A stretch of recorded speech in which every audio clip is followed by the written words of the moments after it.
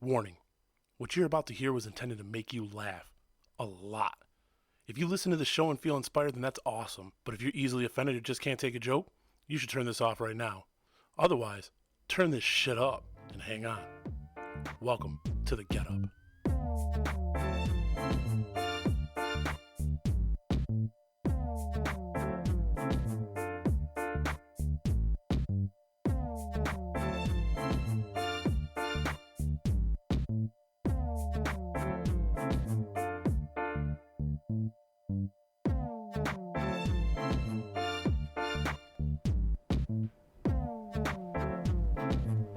All right, welcome to another episode of the Get Up.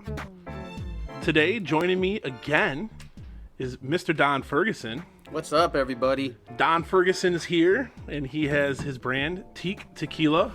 I love the new slogan that you're throwing out there now. Oh, yeah, from Mexico to Michigan. Yeah, nice. Yeah, I mean, one of the things is I know that there's a great brand loyalty to Michigan products, and we can't say that we're made in Michigan because obviously it's tequila. Yep. You can't be made here. And we don't have, the agave plants growing in the backyard now.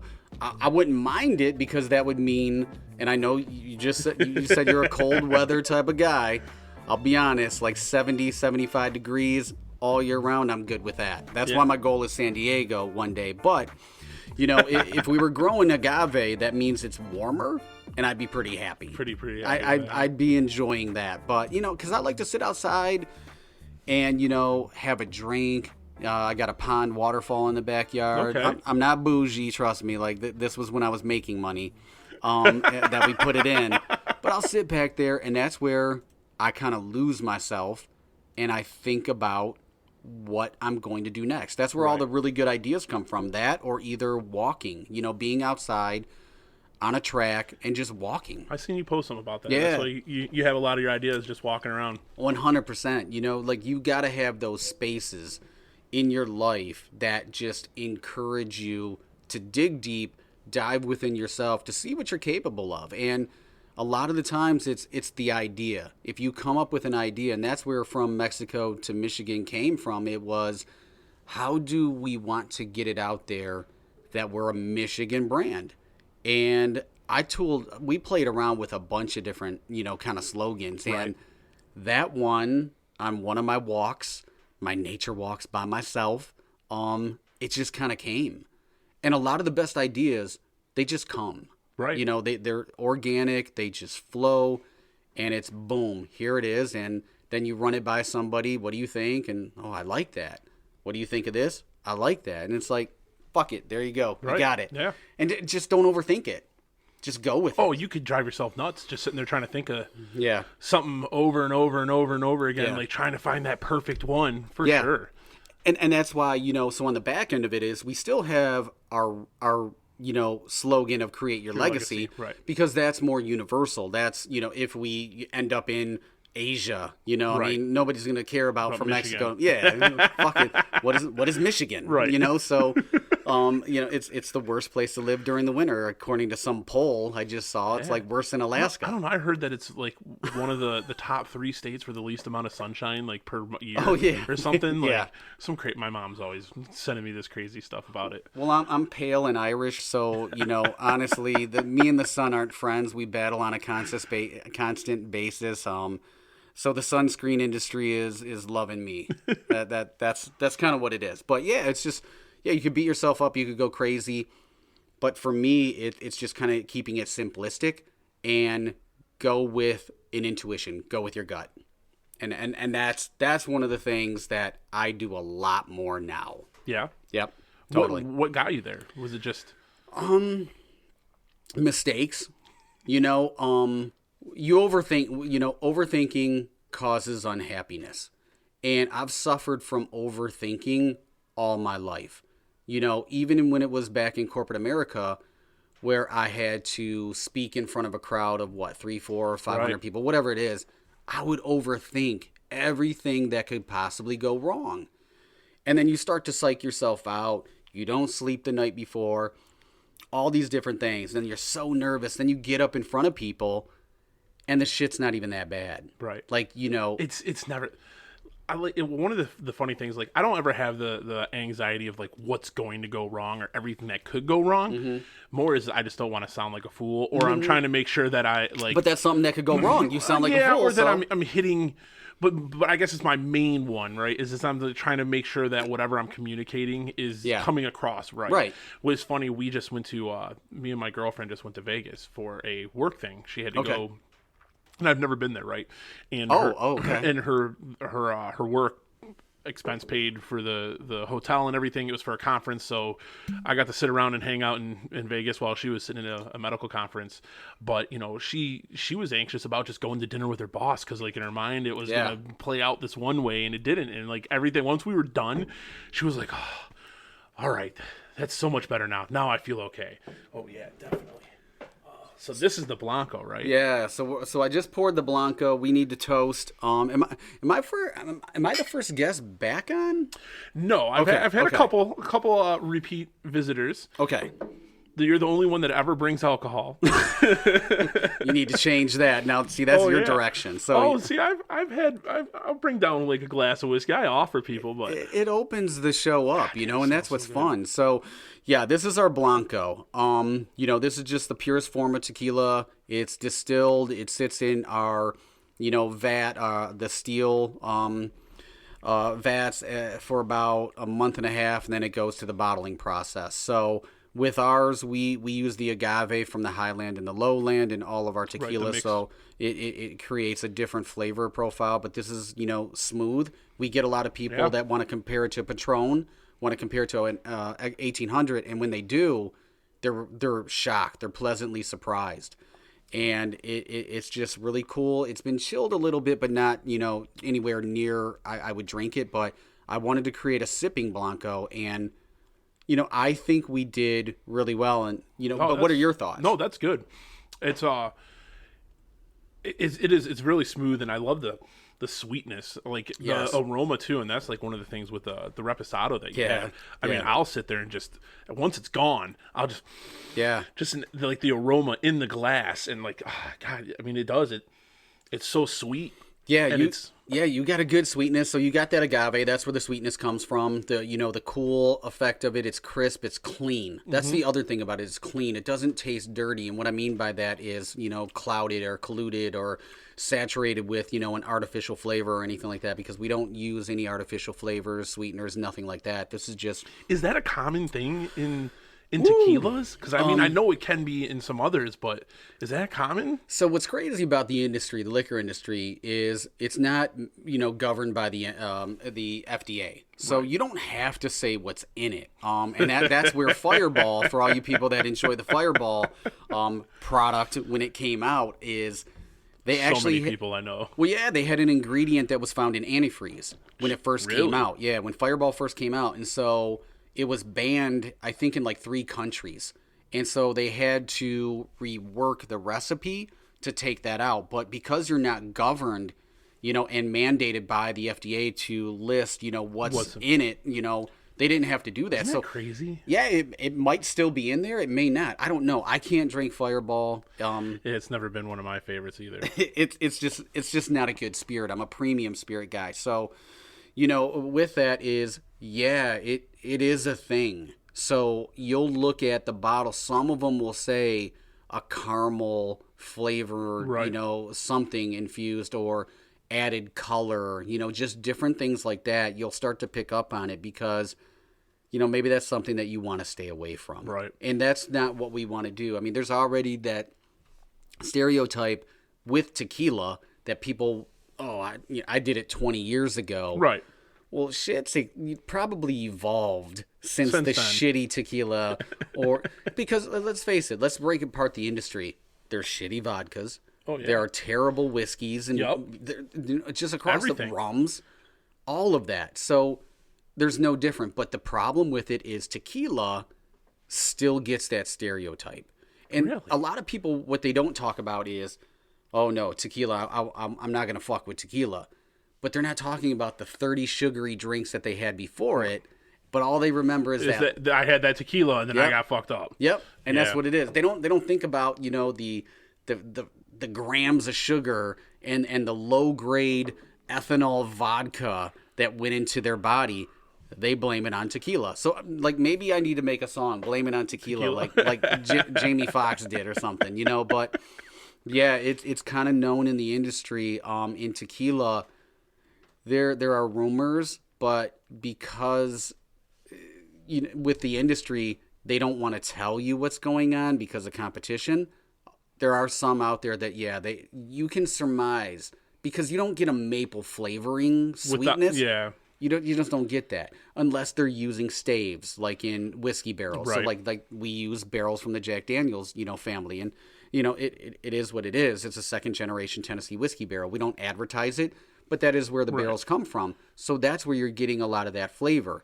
And sometimes they'll throw staves in, like wood chips of different flavors and stuff like that. But to add to that complexity and that flavor, for sure. Yeah, it gives you that depth. But there are some tequilas out there where I'm like, where the fuck did this flavor come from? I mean, it's very, very interesting. Oh, sure. And especially like vodka's a real big one of that. I mean, you look at all the flavored vodkas and stuff. I mean, come on.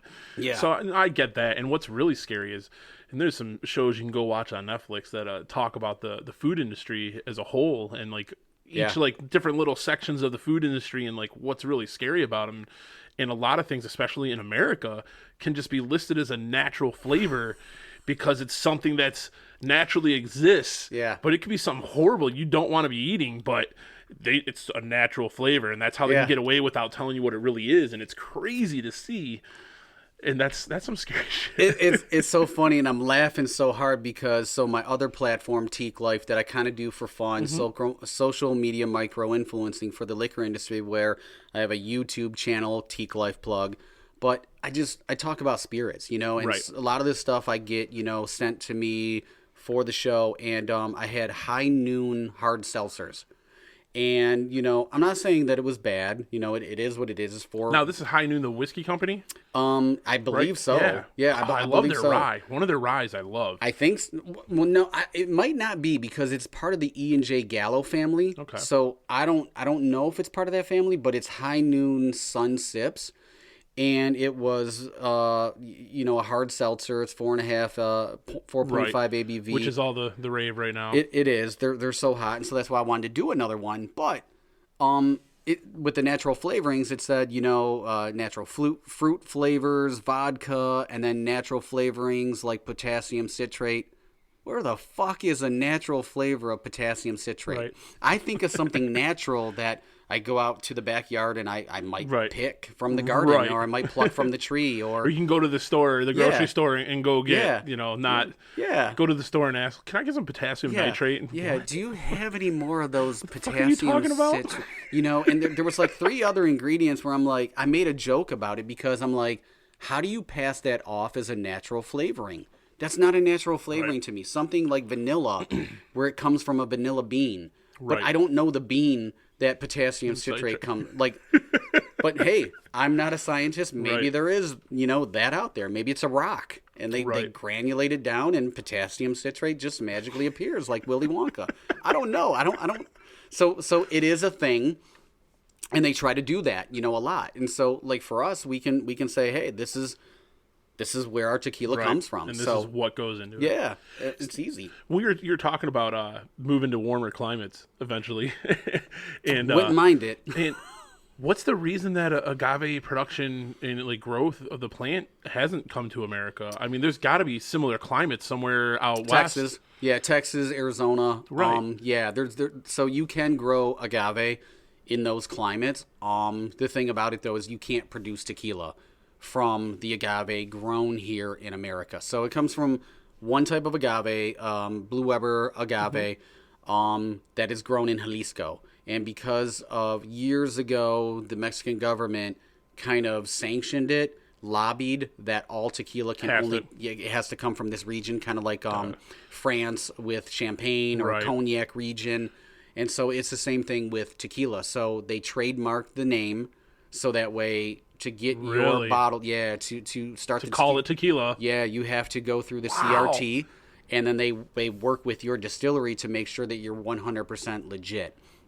It has to come from it can only come from that plant. So the plant is grown, anywhere between 5 and 7 years, sometimes 8 years, to get that full ripeness, full maturity. So, there's a lot of particulars with it. But yes, agave is grown, but they wanted that to be their number one export. They wanted to capitalize on it because what they had found is there was a brand, I think it was Fortaleza, and it's one of my favorite tequilas. You can't buy it here in Michigan, unfortunately. So, Really? So anytime I go to Chicago, I buy a couple of bottles. It's not cheap either. What's the reason why you can't get it in Michigan? Just Michigan's a control state. It's a really weird state. It's not the easiest to get into, but it is the number one controlled state for liquor sales. So we do our drinking here in Michigan. We like to consume. I lot. I think a lot of people deal with the weather you hate Yeah. with drinking. Yeah, it's like, it's the 40th day in a row of clouds. I'm having a drink. So we do a lot of drinking here. And, I don't know, for some reason, it's just like getting distributors is not easy. We're having some problems trying to get one in Georgia right now because we have a lot of Michigan transplants in Atlanta region. Okay. And they keep asking us, when are you coming? Well, I've reached out to 6-7 different distribution companies, and they're like, we're not really interested right now. And to me, it's okay because one day you'll be interested. You'll be reaching out to me. And it's just like, okay, you check the box and you keep moving. So it's just, you got to keep evolving. It's just not today. Yeah, right. It's just now's not the right time.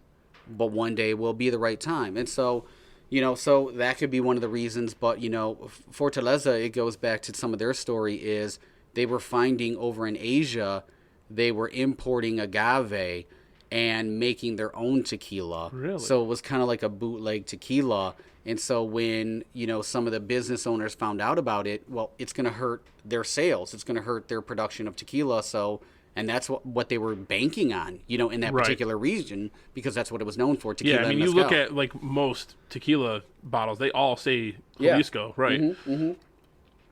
So with that, they all got together and they lobbied, and the Mexican government got on board and they trademarked the name tequila. So yeah, it can only be done in the Guadalajara region, Jalisco, town of Tequila, all that. So they shut that shit down real quick. So that's why, so it also controls the price.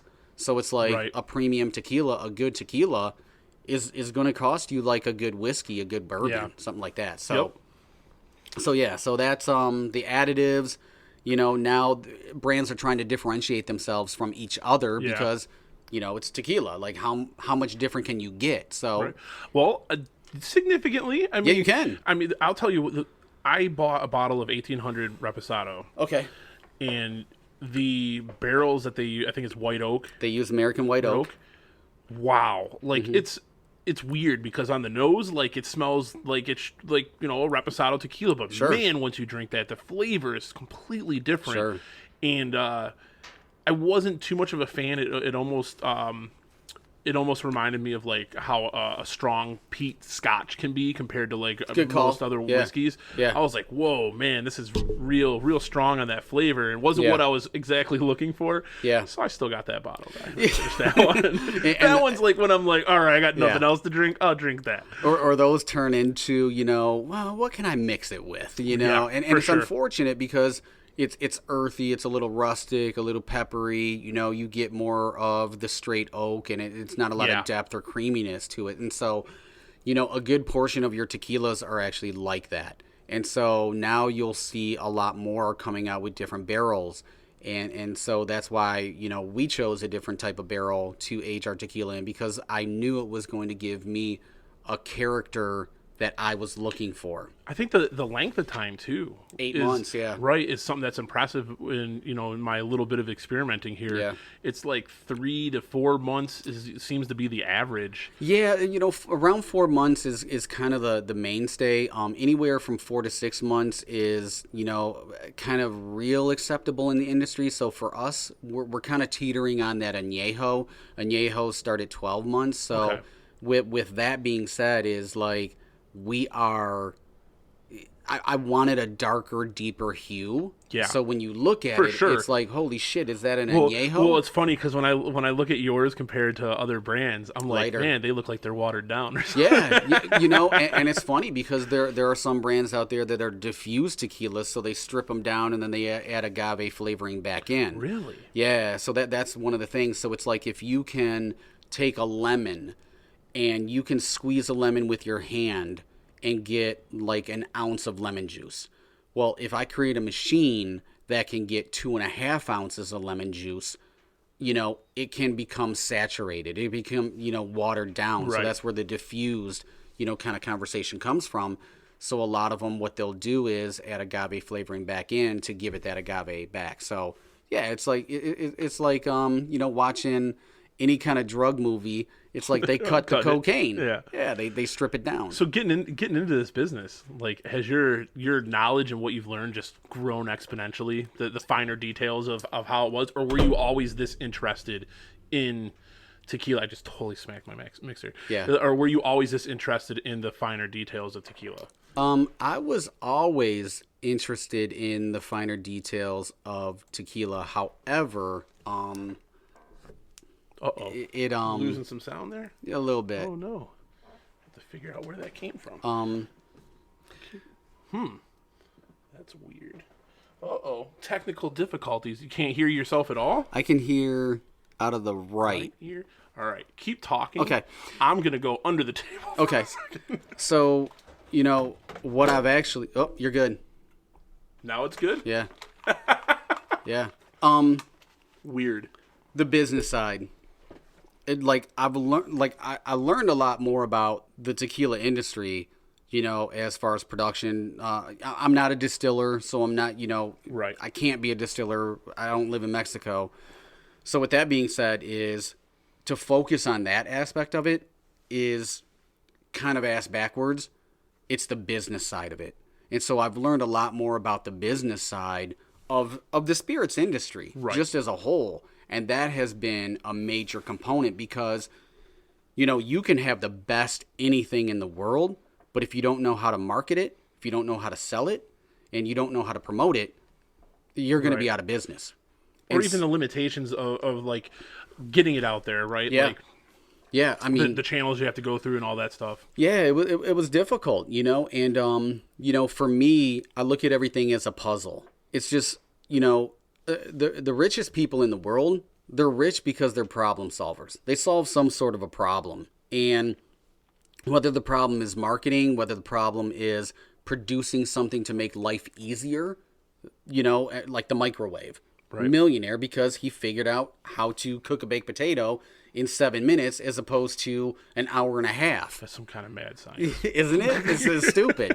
I can make popcorn without any oil in the microwave. Yeah. So it's just like they solve problems. And so, that's kind of what I've learned is the back end of it is it's about business. I mean, it's fun. It's great. People think the luxury. And I've actually had quite a few people reach out to me. They wanted to start a liquor company. And so, okay, well, let's talk. Of course that's going to happen, though, right? Because they're going to see, like, oh, Don did it. Sure. He's doing pretty good. Can't be that hard. This is a guy I know. Right. Right? Yeah, it's why not? Like, I like cognac, so fuck it. Yeah. I can come out with a cognac brand. And then when I break it down to them, all the legalities, all, the government regulations Right. that you have to go through. You have to apply to get a licensing, and they do a thorough background check. Yeah. Just all, and then let's not even talk about the money, just the startup money. And it's just, I mean, I think I had there was one person that I talked to. I think they had like $5,000, and they thought they could start a liquor company, and. I mean, that's really like a lemonade stand. Right. I mean, really, like, it's just... Real talk, right? It's just, you ain't doing shit with $5,000. My marketing budget, quarterly, every 6 months is like $5,000. So there's a lot of people. It breaks down to entrepreneur, wantrepreneur. And a lot of people want it, but you got to be ready and willing to sacrifice every fucking thing. Right. You don't even matter anymore.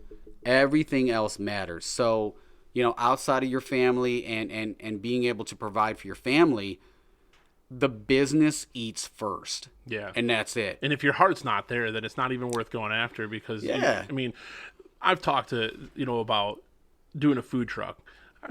For me, I think that would be a fun thing, but I don't know if my heart's in doing all the work to get it going. The licensing, you have to, I'm pretty sure when I did a little bit of research on it, like you have to be licensed in each like each town or city that you go to has different Yeah, regulations on absolutely. them. So you have to make sure that if you're going to be in that city, that you're meeting the regulations that they have for food trucks and for that type of business. So like, there's a lot that goes into that more than just like, oh, let's throw some stuff in a truck, Yeah. get some food, start cooking, go Yeah. post up downtown, and we're gonna make a Yeah. bunch of money. Yeah. I mean, it would be nice, and I know I'm not that unrealistic, but it's an idea that maybe one day I'll go after when I feel the motivation to. Just not right now, and the Yeah. drive's not there, so I'm not even gonna waste the time going into it. There's so much, and then that's not even taking into account things that can go wrong. Yeah. Things that you might be prepared for, but you never see coming, know? Right. So it's like the middle of the summer, we got so popular, the coconut lime Blanco got so hot, it sold out. And at the same time, we changed importers, and there became a new fiasco. Really? So we had to actually re-register with the TTB, the government, and they actually made a mistake. They made an error with the label. They approved the label. We're good to go. Well, upon review, again, so re-review of the label that we already have out, they found an error on theirs, but who gets to pay for that? We do. Yep. So it put everything behind, and we lost thousands of dollars in sales. That was not our fault. And then just some other things happened. It was basically, just ripple effect. Yep. Anything that could go wrong went wrong, but we survived the storm. So going into, celebrating a 1-year anniversary, on the back end of it, people don't know everything that we went through. Right. Of being out of stock of our number one seller. We literally, just to throw a figure out there, imagine losing about $25,000 to $30,000, because that's what happened. We lost about that much in sales. And at this point, I mean, you're not so huge where that doesn't hurt. You know what I mean? Right. So, I mean, at this point in Teek's life, your first year, to be going through something like that, I mean, it's awesome to be like, damn, we're sold out. Yeah. Like, that's got to be a good feeling. But then it's like, fuck. Right. We're sold out, and right. Like you said, you're losing it. Yeah, we're sold out, but it's coming next week. We didn't have that time frame. Right. We didn't have that, that ability to say it'll be back in 7 days. Didn't know. Right. Everything from transportation to logistics of, just so many different things happen. If I had any hair, I would have pulled that shit all out. But we survived that storm. And then like we literally just survived another storm where something happened at our bottle factory, because our bottle, this is the only bottle like this in the fucking world. Really? Yes, there are similar I know bottles. you told me you guys went through a lot of testing. You talked to bars and bartenders and stuff about like, if you were going to have a tequila bar, a liquor bottle, what's the best, and how all those fancy little weird shapes and stuff like that really aren't favored in the bar industry, because they're hard to serve, they're hard to grab. Yep, they take less space up on a shelf, all that different stuff. But this mold is only done by one factory in the world. Now it can be replicated. We're already working on a backup mold and stuff like that to prevent something from happening again. But yeah, so that's another thing. So there's just so many things that can go wrong, and the worrier in me is I'm always trying to stay ahead. I'm always trying to look and say, okay, we need to be prepared, so that way we can rebound. So there, that's one of the dynamics too. So the best thing that you can do is have a team. And if you don't have a team, you need to formulate one. And the team can't be your fucking best friends who are the rah-rah, who like every idea you have. And they're not going to give you the honest feedback like, no, Don, that sucks. Yeah, and they're not going to do the work. So it's like that's the other thing about it is, it's hard enough to pull yourself up and do the work and do this, night and day. But when you're carrying other people, not saying that we do, because we don't. I'm saying for other people, you got to have the right people around you that this is serious. Right. Because everybody wants to jump on when you're gaining momentum. When you're seeing results. Oh, for sure. Like for us, I mean, so best Michigan tequila brand by the Metro Times, 8 times on TV, Cranes Detroit. We've been in 2 international magazines now, various articles, podcasts, like all these things. Now people see it and they want to reach out, you know, and it's just like, okay, well, where were you 7 months ago. So imagine if you had joined 7 months ago and worked hard. How much further along Right. could we be in this process of being the biggest tequila brand in Michigan and then moving on across the borders? So you have to surround yourself with the right people. And, you know, the entrepreneur thing versus entrepreneur, I'm very high on, because there's been so many people, you know, a good 2 handfuls, maybe 3, that have reached out to me. And I'm sure it's happened to you. Well, I have an idea, you know, how do I do this? And I take an hour of my time, do some consulting, and you see them good for about a month and a half, and then results don't come. So it's like, fuck it. I'll just go back to my day job and focus on my misery there. And that's what happens. But this shit, a year is like a grain, you know, of sand on the beach. Right. That's really all it is. The other thing, it cracks, like, it doesn't crack me up, but it's like, it makes me feel some kind of way, and I don't know how to interpret it, is so happy for your success. I'm not successful. I chose to stick by my dream. I think that's where people interpret you're still around after a year, and like they see you on TV, that is success, not knowing what's going on behind the scenes, like you said. Yeah, like it's easy to look at what other people have and be like, man, that's success, and not know, you know, you could not have $1 to your name because everything's going into the business. Yeah, you know, it's easy to misconstrue that, and I think also it's easy to be like, oh man, you know, liquor costs this much and they're selling out, so man, they must be just raking in the dough. Yeah, totally. I can see how that conception can happen. Well, it's interesting is, you know, I always like to dive in and kind of challenge people, like, so what is their definition of success then? Right. Because then we have very vast differences in the definition of success. So looking at that and just, you know, reverse engineering, going backwards is, okay, if you think I'm successful, what's going to happen when I'm in California, Florida, Chicago, Arizona, and then we're really doing well? Is that like uber successful? Like what is that? Because my definition of success is being able to pay your bills, have a little bit of money for incidentals, taking some trips, but doing what you love. That's the main thing of being successful, is you get to do something in this world that you absolutely love, because the majority of people don't. Right. I mean, like, we'll go to parties and it's like, bitch about their relationships. That's topic number relationships, 1. Job. Yeah, job. And then it transcends to, and then you fuck up.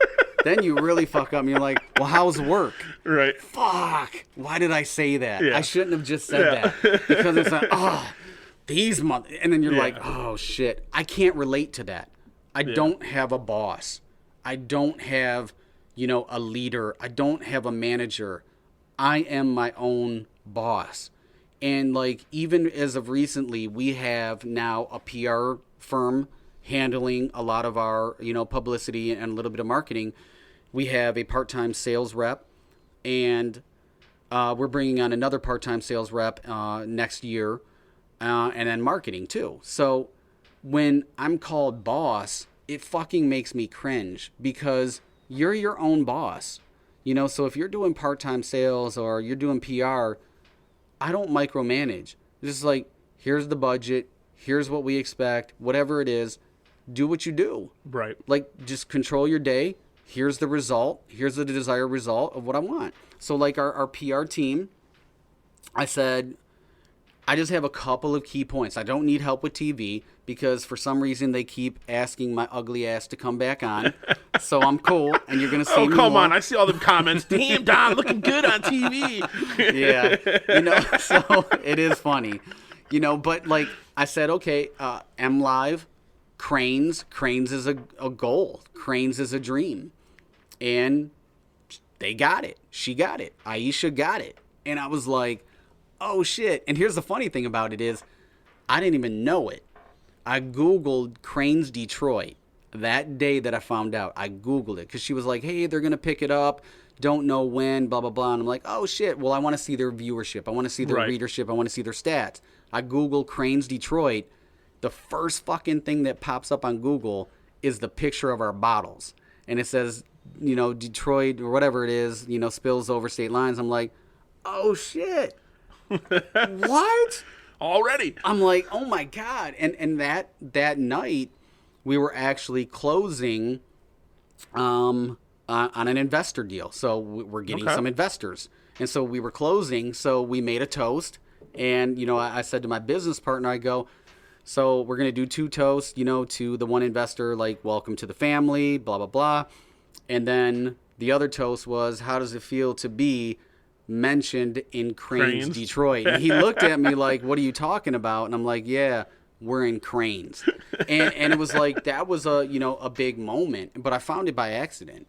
So like every week I actually Google. I don't know if you do, because I see the podcast that we did initially, but I Google Teeq Tequila and I see like 3 different ones of our podcast. I see it all the time. Really? Yep, I absolutely do. So Okay. I Google Teeq Tequila just to see what's out there, because there could be articles that get picked up That you don't know about, that right? I don't know about, and that's how I found a couple, and I'm like, oh shit, this is really cool. And, overseas, just different things like that. Yeah. So until you Google yourself, as a company, a business entity, you don't know really what's out there and what people are talking Right. about, but you have to be in the know, because it helps, it helps your visibility and it helps your legitimacy too. And that's what I do. Yeah. For sure, it does. I mean, Yeah. just to see like you said, the scope and the reach that Sure. you're having is it's got to feel good, right? Like It's really cool. I think the biggest thing behind it is being able to create something in our living room, as an idea, and then see it come to fruition. And then like even today, because I'm wearing the shirt right now. I don't know if you saw the back of it. No, I didn't see. Okay, you got to see the back of it, but it's a prototype. I Okay. wanted to just gauge. What people Oh, is this the wear. one with the lime? Yeah, the coconut shelf, lime on the yeah, back. Yeah, so that's our shelf talker. Yep, So yeah. like I saw you post that one. yeah, so a guy coming onto the team, Dave Benjamin, like he was like, I got an idea, and what do you think about it? And I'm like, well, let's run with it. Let's just see what it looks like. And we're just trying to gauge. And like a lot of people were like, yeah, I want one. Now I don't know if they knew like this shit ain't free. We're gonna sell these. I mean, we're not trying to Right. make a big profit or anything like that, but we got to Yeah, break even. yeah. We're not one of those companies, but. So it was okay. Let's run with an idea, but yeah, it's like going back to see something come to fruition, and then us stick it out, and then you start to see things happen. So you have to like look for the signs, and a lot of people don't look at the signs. So what I mean by that, so I'm going to dig real deep into this, because I'm a firm believer in we ignore a lot of signs around us. So. We talk about the frustrations, the anxieties, the stresses of being your own boss. I do not have another job. I don't work part-time anywhere. This is my number one. I have not worked for a company in over 2 years now. I have not collected a paycheck in over 2 years from any company. And I'm still here. I still got money in my bank account. I'm not living lavish. I'm not, you're not going to see me buying a new stretch Hummer. It's just, or Lamborghini, whatever. It's not going to, I'm not buying, bags, nothing like that. But I'm existing. And that's what you have to do as a business person that is an entrepreneur that's trying to blow up for the long run. So the long game is the goal. It's always the goal. So with that is you go through a lot, not having that constant flow of income. And so I think it was like around March or something like that. I was really going through it. I didn't sleep for 3 days. I'm trying to figure out this puzzle. The shortage is happening, Right. All these different things. It might have been June, actually. I think it was June, like end of May, June. And I just said, I was laying in bed and I go, man, is this where I'm supposed to be? I don't know. Like, I mean, everything just seems to be imploding. Nothing's working, all these different things. So I asked, if you believe in God, I asked God. If you believe in, the spirits, I asked the spirits, nature, the universe, whatever you want. I asked for a sign. The next morning I woke up and I saw a hummingbird at my back damn window. hummingbird again. Yeah, I saw a hummingbird. So to dig deeper into that, I have feeders and everything. I've lived in this house 5 years, and I've never seen a hummingbird. until I asked to see a sign. I saw a hummingbird. And so I thought I was tripping. I thought, okay, Right. maybe it's a Yeah. dragonfly, whatever like that. I don't know. So I went outside, I fed the feeder, I filled it up completely again. I came inside and I was washing my hands because the shit is sticky. Yeah, And isn't it like syrup or something? Yeah, it's almost like simple syrup, really. So I'm thinking of the whole time, like, man, did I see what like? That would be cool. That would give me that perspective of this is where I'm supposed to be. And I went outside, walked like 3 paces onto my deck, and the hummingbird flew up to the feeder again, pecked like 3 times, and this bird could have flew anywhere. It flew right over my head. It flew away. That day, I mean, I was in shock. I mean, it was, holy shit, this was my sign. And I will never ignore a sign in my life again because I asked for it, so I received it. And so after that day, I saw that hummingbird weekly. I mean, I can't explain it. It might sound hokey, it might sound crazy. I always get goosebumps from it, but that's a real story. And when I wrote, if you go on the website of teekspirits.com, I wrote that story of the hummingbird, and it says if a hummingbird flies by you, that means great things are coming your way.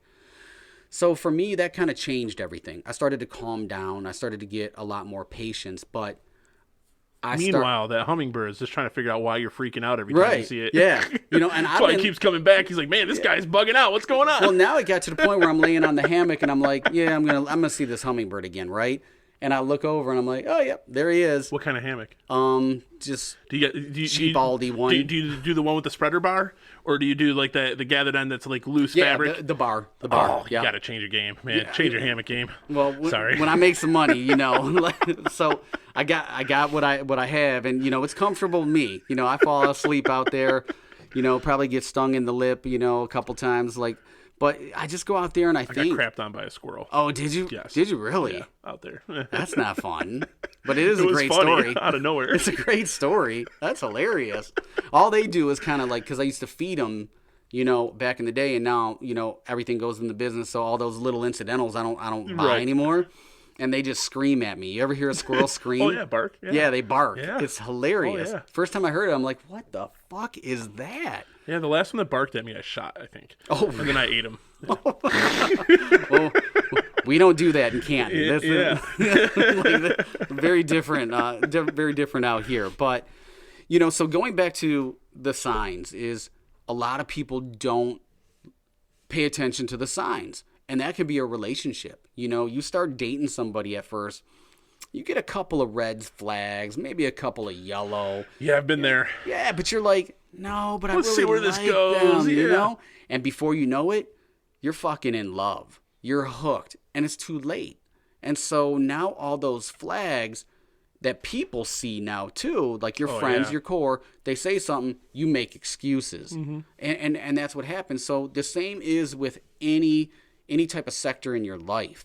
Yeah. Is there are signs. Pay attention to those signs because they will guide you.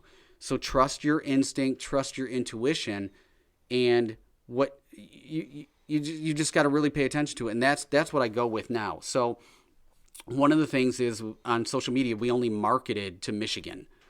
And my gut started telling me 10 months in, open it up. Because I don't want to go to these other states and then have to start. I want to have a little bit of a foundation so that way we can instantly make some sales. Right. And then continue to granularly grow. So we didn't want to, they didn't want to, and I said, nope, this is what my gut's telling me. Let's open it up. I mean, we're approaching 6,000 followers on Facebook right now, which, I mean, for a lot of people, that doesn't seem like a lot, but in a year, yeah, that's not bad. For 90% of them being Michigan, yeah, that's really strong. So it's actually worked to where weekly we get, when are you coming to Oklahoma? When Arizona? When can I buy in Texas? And I've also seen, you'll do the you'll post some stuff like people going on vacation brought my Teeq Tequila with me. Oh yeah. Yeah, it happens all the time, So I mean, for me, it just made sense. Like, let's open it up. Thank you, sir. And see. You're welcome. And and it's worked. So I trust my intuition so much now. And that's where it actually relates back to confidence in your abilities. And so now I'm more confident. Yeah. And before I wasn't. So it's like you second guess a lot of things. Like, well, once you're confident, you roll with it. If it goes sideways, it's okay because you have the confidence in problem solving as well. So that's just kind of the way that I look at it. That's what's changed a lot over the period of the last year. It's funny you said like the cranes thing being like a point of validation just because like that was a goal for you. Yeah. And it's cool to see like, you know, you hit that milestone, if you will, for you. And for me, it was like, I think I posted something too about it, but like once I hit 500 downloads, Yeah. and that's the interesting thing with podcasting, depending on like who hosts it and how you do it, like you can see downloads, but it's really hard to judge streams. Yeah. But it was really interesting to see like, okay, I hit 500, and at 500 I was like, all right, that isn't the obligatory friends and family downloading it just to download it. It's actually people listening to it, and now being over 1,000. And granted, like, you know, compared to Joe Rogan, I mean, 1,000 downloads, he's hitting, you know, multiples of that in one day when he releases an episode. But for me, it's like, okay, there's someone is listening, they're listening over and over again, and then I'm also helping get these stories out. You know, it's been really neat. Some of the people that I've been able to talk to, like talking to you, I talked to this cancer charity, which was the first time I've had a guest cry. And that's part of season 3. That's one of the newer episodes. But like, I mean, that was an emotional episode. This guy started this charity because that's what his daughter wanted to do before she died of brain cancer. So like, wow. And it's been really interesting to share those stories because their benefit puts on comedy for cancer. Like they started that trend, and it got picked up by a national organization started doing it also. But he's like, every time I'm on TV, every time I'm interviewed for something, it's always about the event we're putting on and not about why this started or how this started. Yeah. So, and again, like that was one of the things that we had talked about when you first came on, was like, it was more about the journey and how this whole started, this whole, you know, journey for you started, not where you're at or what you're pushing so much. Yeah. And that's one of the things that's been cool, that I'm able to help share those stories with people and get that out there, you know? So, and that was kind of like my validation was like, all right, this isn't just the friends and family. There's more than just that. To see Australia, Germany, Japan, Indonesia, like all these countries, I'm like, wow, how the hell are you even listening to this in English? Like, how did I get here? Which has been really cool too. And again, only doing it for a year and you know, just frequently putting out stuff and the limited amount of guests I've had, but it's been pretty fun. And like you said too, like, you know, with the Spirit, the San Francisco Spirit competition, like you don't know what's going to happen until you try, right? Yeah. And I've taken Joe Rogan was just in town doing a comedy show. I emailed him months ago. I was like, hey, you're going to be in town. I do a podcast. You're a huge influence on the style that I do and everything. Love it if you could come on. You know, some local radio hosts.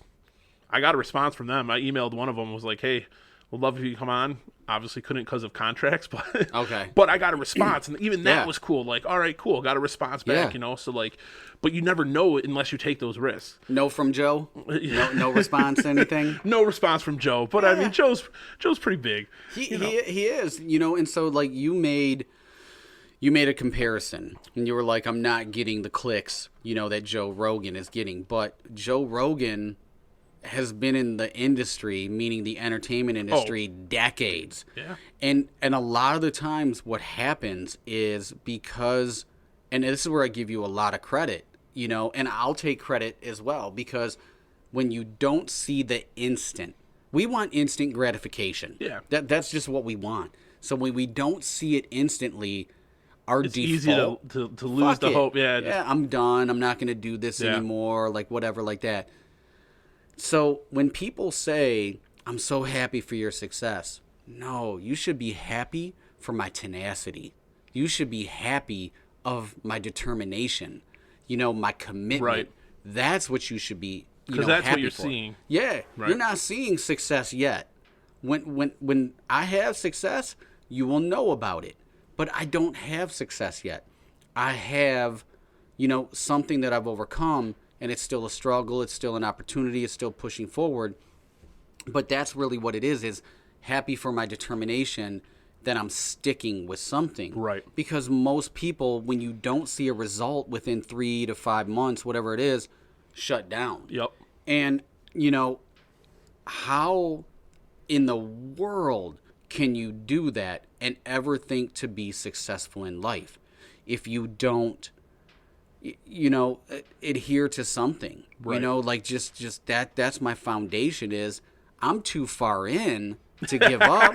I really am. Right. I'm Came too far in. now. I have money now. You know, we have no loans. We have never taken out one loan, but now we have business credit.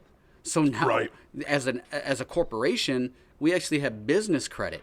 Now we have investors coming on, and I'm not talking like we fund where people are saying like I'll give you $100. Right. We're talking tens of thousands. Yeah, serious investors. Yeah, this is real shit. Not the crowdfunding investors. No, we decided not to do that. We don't want to do that because we don't want 100 people Right. investing like $100, you know. And not that there's anything wrong with that. It's just we see where we're about to go. We see the vision. So entering the San Francisco, you know, competition, for me, I didn't want to do it. And there's a couple of things with that. And the first one is, well, it's like $425, $450 per bottle. We have 3 Wow. bottles. Yeah. Per bottle? Yeah, per bottle. It gets you a lot in return if you place, though. For sure. But yeah, and then you got to ship it out there, all these different things, right? But on the back end of it is like, yeah, you look at it and you use the excuse as the monetary, you know, domain. You look at it and say, okay, well, financially, it's going to cost us like $2,000 to just enter this, and there's no guarantee that we're even going to place. So you use that as your default crutch, and you know, you make excuses because that's what we're great at. You know, whenever it comes into overthinking or fear, Yeah. we come into excuses. So I created those excuses, and then really what the underlying, when I scratched away, when I peeled that wrapping paper and I exposed, you know, what the real root was, is the fear of real success. So what happens if we enter this and it goes fucking crazy and we place and we win? My life is going to be different. Yeah. And I like where my life is going. I really do. I enjoy it. Just not sure you're ready for the acceleration. Right. So just think about it. You know, let's think about, you know, we're gonna be funny right now. So let's think about back in the, what was it, the 90s, Bill Clinton, Monica Lewinsky. Yep. And she got famous for giving head. But think about it from a flip side. She's obscure. Nobody knows who this chick is. And then something happens, and overnight, she's everywhere. Yeah. That's a lot to deal with. And I mean, especially with that situation, like there's, you know, all of a sudden cameras, news reporters, everything shoved in her face. You know, it wasn't like a celebrity that's going out and putting themselves out in the public. Sure. Like, it was just forced. Yeah. And I mean, I'm pretty sure she's done interviews since then and She talked has. about like how it's affected her, the depression and stuff and all that. Yeah. Yeah. So I look at it like that is, we got to be ready. Even if it doesn't come, you have to, no pun intended, come. But even if it doesn't come. My mind was not even there. Thanks, Don. It's the tequila talking. But yeah, I mean, you got to be ready for it. Because at Blame an it on the instant, tequila. like think about it. Think about what happens if Joe Rogan comes on your podcast. Oh, for sure. Overnight, your life has changed. Yeah. It's different. So let's say, let's pick out Cardi B. Cardi B's hot right now. I'm not a big fan. It is what it is. But let's say she finds our tequila when she's here in town. She's like, I love it, and does that thing with her tongue. Yeah, whatever. I don't know. Yeah. And it's like, oh, shit. We've been blurred or whatever.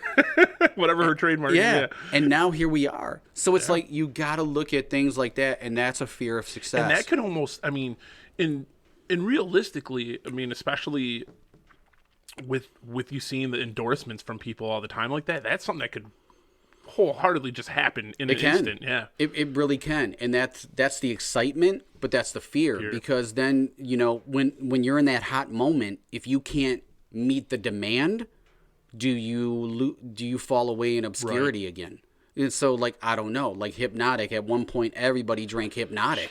Yeah. You can't give that shit away now. Like, nobody wants Hypnotic. It was a terrible melon liqueur to begin with, but I don't know why it got popular. Weren't they mixing it with cognac or something? And it turned green. Incredible Hulks, they're calling that drink? Yeah. Yeah, and you know, I never had that, but I've had Hypnotic. I remember buying a bottle, and you know, it was a cool color. Yeah, I walked out and I'm like, great packaging. Oh, it was fantastic pack. You know, these like the frosted glass, yeah. You know, it was the nice shaped bottle. It looked elegant. Oh yeah, I walked out of that liquor store like I'm the shit right now. I got me some Hypnotic. I'm gonna go home and drink it, and I cracked it open. The name was great too. Yeah, and then I pour it, and I'm like, oh, this is trash.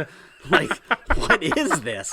You know, and it's funny because like I'll see it in stores and I'm like, wow, they still sell this. It's crazy, but yeah, if you're not ready for it, like White Claw, same thing. You know, they had to be ready for it, and their marketing was fantastic. So it goes down the line, like you have to be ready for success in the grand scheme of things, and if you're not, what happens from there? Right. I don't know, but like that's going back is, yeah, let's do it. We already went for it on so many realms. Fuck it. Let's just go for it. Let's continue to go for it. Push the envelope as much as we can, because one of these things that you throw against the wall, it's going to stick. And when it sticks, be ready. You could get somebody like on, and then in 6 months, a comedian, they blow the fuck up. Yeah.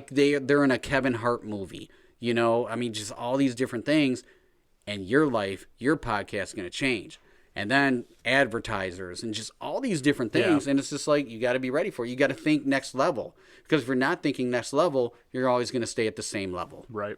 And that's what bothers me, you know, with a lot of people that do things is it's got to consistently evolve.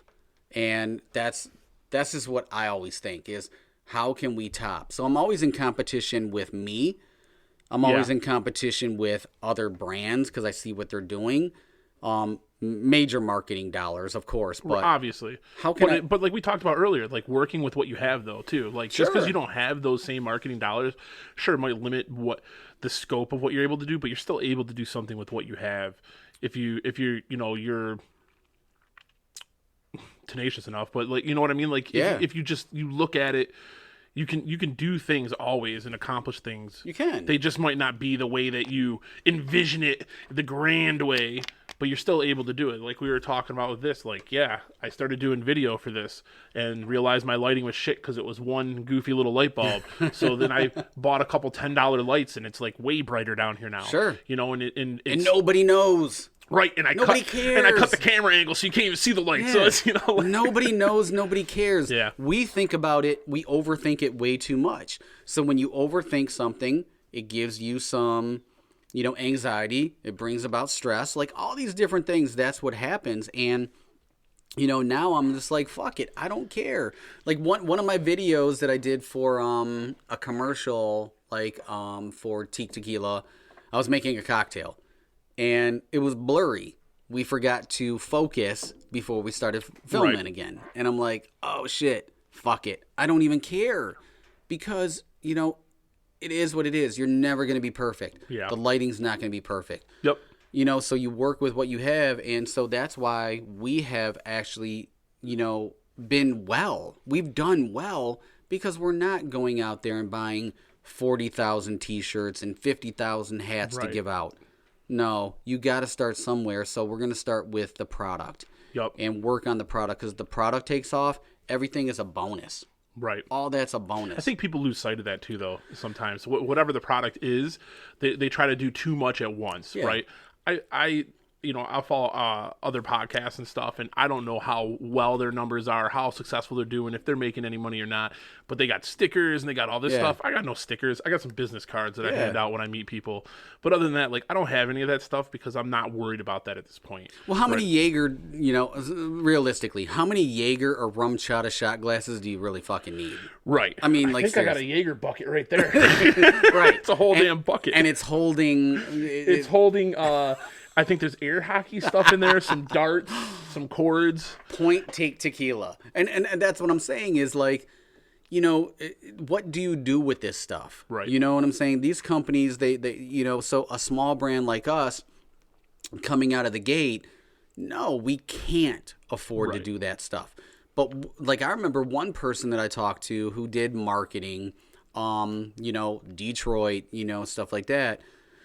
She kind of condemned me and belittled me because I didn't have this. I didn't have the swag. Like, you don't have hats? Nope. You don't have t-shirts? Nope. I go, if I need that shit for my brand to sell, my brand sucks. Because I want people talking About the product, not Yeah. about the swag that you have. Oh, I Yeah, got for the sure. best T-shirt that I cut the grass in once a week. Right. It is great. This Yeah, Teeq Tequila, this Exactly. is an amazing T-shirt. It's light, it's airy. It All has, the shirts that I get, my girlfriend wears for pajama shirts. there you like, go. Like, that's what it is. It's not working the way that you think that it is. So I'd rather take that and invest in Blip. Blip is an online service where you can, all the electronic billboards that are in Detroit Okay. area, there's like 25, Yeah. 30.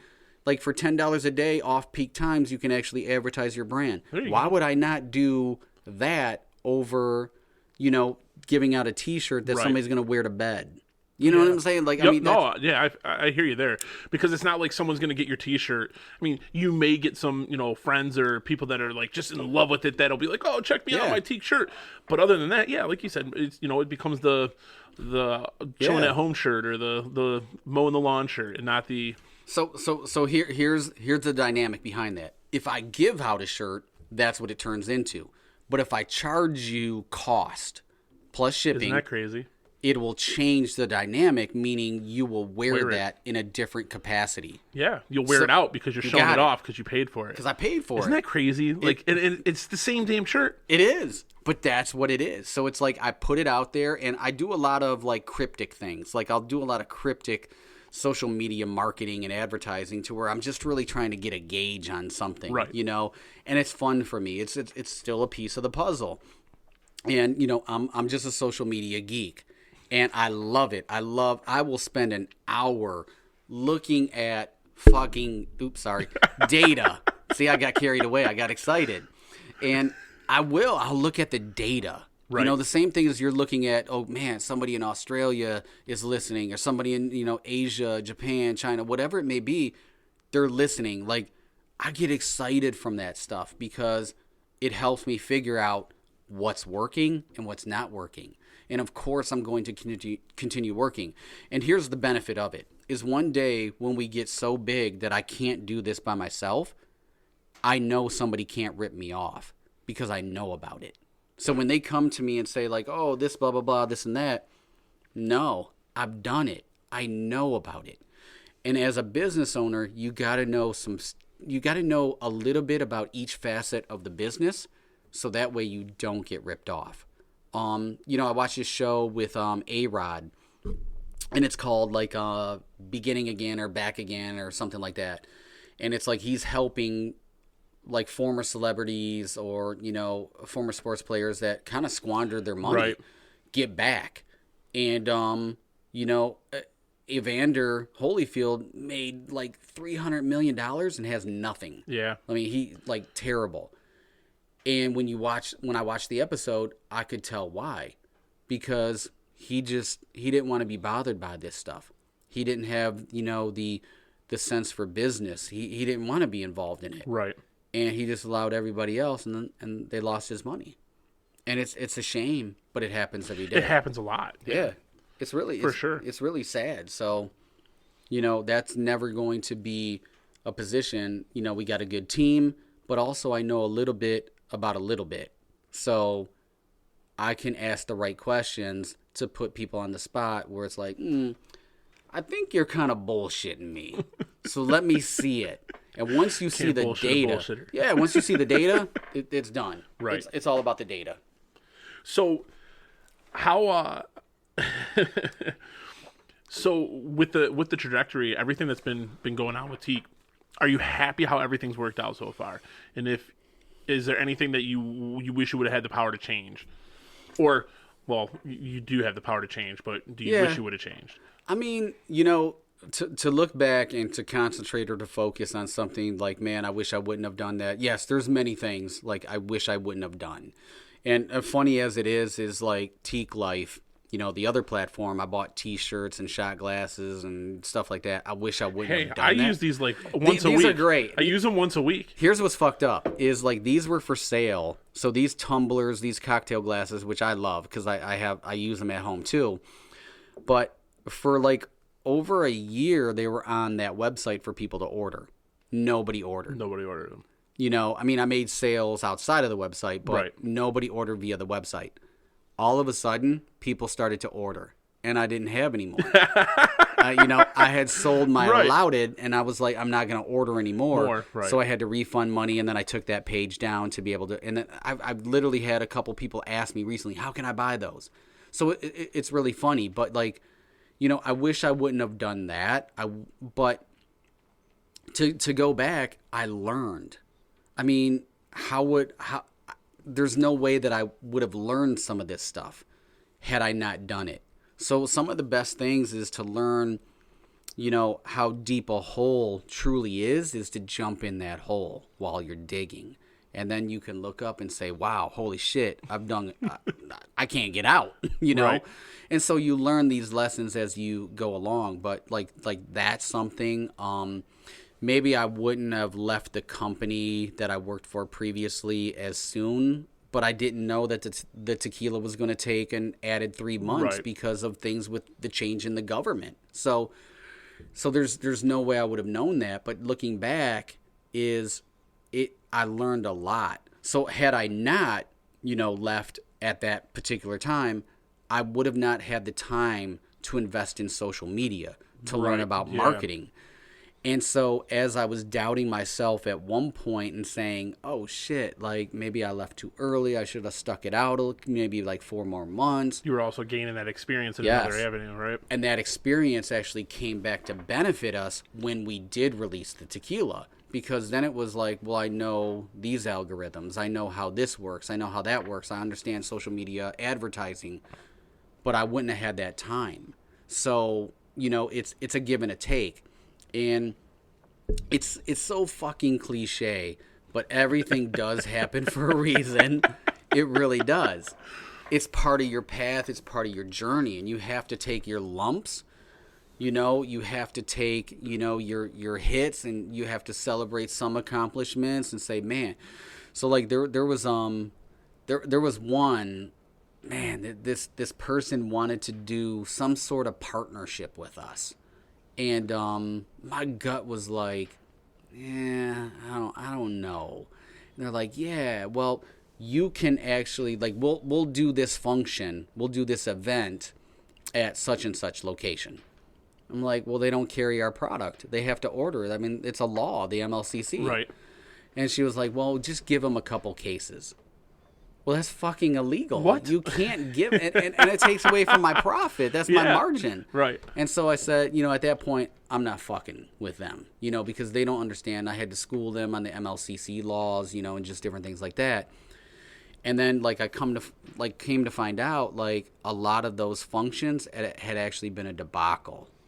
They went off really bad. They were really bad. And I was like, okay, I might have been on to something. And that was like the first time where it was like I made a gut intuition, decision. You trusted your gut. I did. That was the paid first off. time.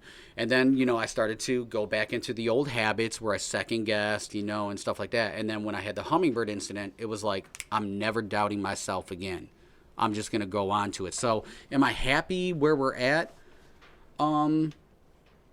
I mean, yeah, I kind of am. Like I didn't want to release the Blanco. No? I did not want to. Why release not? It. I didn't want to release it. I figured the coconut lime and the reposado was good enough to carry us through the holidays. Let's just continue to make that mark. Right. But my business partner Mike, he was like, "No, let's put out the Blanco." Let's not sit on it. Yeah, he was like, so many people are saying that it's good, and I'm like, all right, well, let's order 100 cases. We'll just test the market, do proof of concept. And in 30 days, we sold out in the warehouse. So how long have you been sitting on the Blanco before you released it? Since the others. We already had it. So you already had it. Yeah. We had the recipe. We had everything. We developed them all at the same time. And so it was sitting Was it just a year. matter of just bottling it, or did you already have it in bottles? No, we didn't have it in bottles. Gotcha. It was just a matter of bottling it. It was saying, yeah, let's do it. And so, he was like, Mike was, no, let's do it. And I didn't feel great, but I was open. So that's the other thing about it. Be open. Don't be so resistant. If it's something just obscene, obviously. Use your judgment. Use good judgment. Yeah, use good judgment. Yeah. But Calculate it, and stuff like that. And I'm like, okay. So I tried it, and I go, it is good. It is smooth. It's got some good floral, some fruity tones to it. So compared to a lot of the big sellers out on the market, it's good. For $31.99 here in Michigan, a state minimum price. Like, that's pretty good. All right, let's do it. really, Yeah, that's Wow. only $31.99. damn. All right, So, cool. yeah, so I was like, all right, let's do it. We'll do it to select stores. And we released it, and I didn't even get out in the field. I just started calling some of our better selling stores. Right. And it was like, yeah, send me a case. And I'm like, all right, cool. And send me 2 cases. Okay, cool. Send me 4. Send me 5. Wow. And this was the first day. And I hung up the phone on that last call, and I go, we got to order more immediately. I'm like, I don't know what's going on. I literally had a store want to order 6, and I said, well, let's just go for 4. Because it's very limited, and we're not doing every location. Right. And then I started to advertise it. And then we saw locations just organically pop up, and I go, oh boy, what did we do? So it's the same thing, like the fear of success. Right. So did I hold it back because I was afraid of selling 3 expressions to a new location, or was I afraid of this really taking off? I don't know. Yeah. I truly don't know, but it has gotten a great response where people, are buying it and enjoying it and saying, I can actually sip this. Right.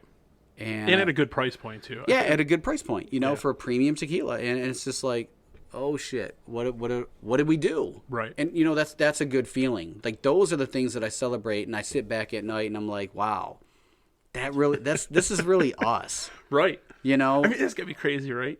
It's really weird. It's really weird Like when surreal? you like country music. So I don't know if you like country rap, but there's an artist called named Jelly Roll.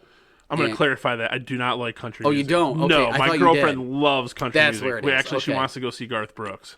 Oh, well, that might be a concert to go see. Actually, Yeah, we're gonna because, go. It's one of those things. We're gonna, but- I've seen Rascal Flatts and Brantley Gilbert. okay, so- I know Rascal. The other Brantley, I have no idea who that is. Yeah, like Rebel Country or something. Oh, well, I have no idea. So my assumption was wrong. I'm sorry. No, I it's apologize cool. there. It's all right. So there's like a rapper, a Nashville rapper, kind of a country rapper, Jelly Roll, and he has posted a couple times like, I love your tequila. He's got Really? like 250,000 That's cool. followers and stuff like that. And so like, he'll say love your tequila, and then a couple days later, tag The Rock, when are you coming out with your tequila? And The Rock actually answers. Wow. So it's like, it's really weird, when you see things like that. To see you in these conversations with those people, yeah. Yeah, so it's like, wow, this is fantastic. Like, we got into in front of I would say a pretty famous actor who owns a hamburger chain. Okay. Okay. Has a restaurant downtown. Yup.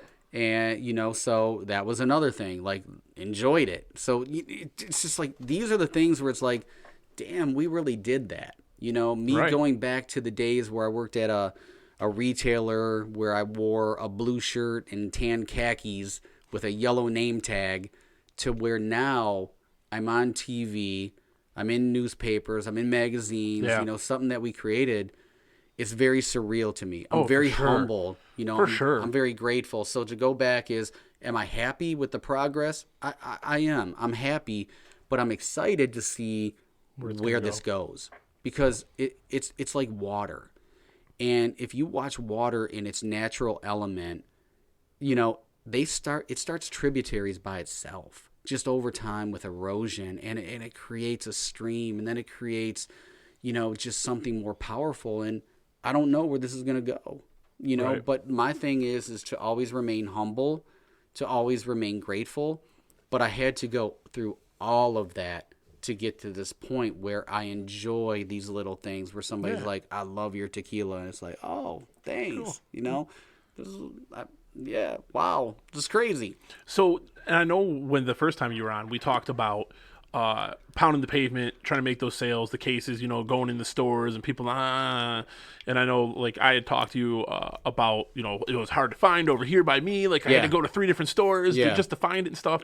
How is that remain the case where some stores just don't pick it back up again? Oh, yeah. Like, and where are you finding your, like, your larger supporters? Is it near where you're at because of the, like, hometown Canton boy, or is it kind of all sporadically across the state? Like, how's that been playing out now? Yeah, it's still Metro Detroit. Grand Rapids. There's a particular store. It was pretty funny. They carried us. They got us in. I think it was December last year. Never moved the product or anything like that. I went on to Grand Rapids TV. Started to do some more. We got into a magazine out there. Yep. And then, I called them like, hey, do you want to carry the Blanco? No, we brought on this. It's never sold. I'm sorry, blah, blah, blah, blah. Whatever you can do. If you can do a tasting. I'm like, well, I'm not doing a tasting, So, they've ordered the last 2 weeks. Okay. So, so obviously your presence over there has made a turnaround. And that's what it took. Yeah, and that's really what it was, is just like, figuring out how to market to different, areas, different regions. So Metro Detroit is still big, but like it's really interesting because we'll see on the sales sheet stores or locations, we'll just say locations pop up and I'm like, where the fuck is that? Like, I don't even know where that is. Like, I think the latest one was Sheboygan. And I'm like, oh, okay. I know Sheboygan. Right. Like, I know where that is. And it's just really interesting, but yeah, primarily like Metro Detroit, but there's still room to grow. Right. There's still room to grow, but you don't want to saturate yourself. Do you want to be in every single, location? No, you want to be in select because you create these partnerships and stuff like that. But then if you get big enough, like a Tito's, like a Rum Chata, whatever, they just automatically order you because they know you're going to sell. Right. So in our first year, we've only been out roughly a year. And for us to have this success, over 325 locations have ordered us since we came out. 700-800 case depletions. A case is 6 bottles. We are doing amazing compared to other small craft brands, but there's still opportunity. Right. There's still some stores that, or locations that I'd like to be in. On premise, where is like a bar, restaurant, lounge, that's still an opportunity because what they look at is margins. So if they can buy something that is well known and they know they're going to sell it, right? But it started to change. Like, just because we're getting so much attention, it started to change, which is really cool. So there's still opportunity. There's still a lot of locations to get into, but I'm okay with it. But yeah, during the summer, I think there's going to be a 25 to 40% growth. Just because in warm weather, people think tequila. However, we are currently in November of 2019. I've seen your TV, your spot about the fall. Yeah. The fall cocktails you can make with tequila. We're having our best month of sales right now. Wow. Where people say tequila is only drank in the summertime. So November, this month, we just had our best week ever. Wow. Without releasing the Blanco, right. Which escalated sales, obviously. Yeah. When you're... I can see that when something new comes out. Yeah, it spikes, but this is just reorders or new orders. So this is, we had our best week. It's turning into a phenomena because people are realizing this is really good, and that's what's exciting. I enjoy it. So you've talked about people coming up to you like, oh, I want to start my own alcohol brand and stuff like that. What would be your biggest piece of advice, or what would be your advice for tackling that when someone has an idea? Like, and it's funny you said something too. I've been approached. Like someone had an idea for an app, and like I taught myself Android and I programmed an app. Years ago just to see if I could do it, and I never really did anything with it. I just kind of sat on it, and but they asked me just because I'm a person of action, I guess you'd say, right? Just like you, right? Like I have ideas, so I do them. Yeah. And she had this idea, which I thought it's a good idea. And I was like, this is how I would approach it first, like do the Yeah. research. Is there a competition out there already? What sets you apart from the competition? What makes you unique? But then also what's your branding? I think that's one of the things too, is like making sure that you were branding and then sucking that up. Domains are like $12 a year. Yeah. Right? Like if you have Yeah. an idea, buy the domain. Get all the tag stuff with Yeah. it if it's something that you're serious about, because that's the worst part, is like when everything's branded something different because one part was already bought up or this thing was already bought, you know what I mean? Like that can be a tough part, is the branding part.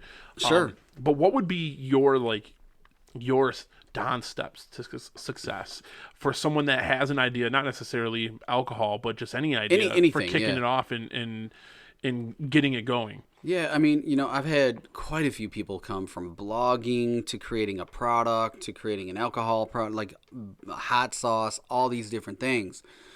And I kind of look at it now going back, because before I kind of exhausted a lot of time, into, well, this, and that, and, really taking the time to talk to them. Is now I just want to get elementary with it and be like a child and say why. I just want to question why. Right. Why? Everything. Because if I can break you apart with my whys, you don't really want this. You got to really want this type of life.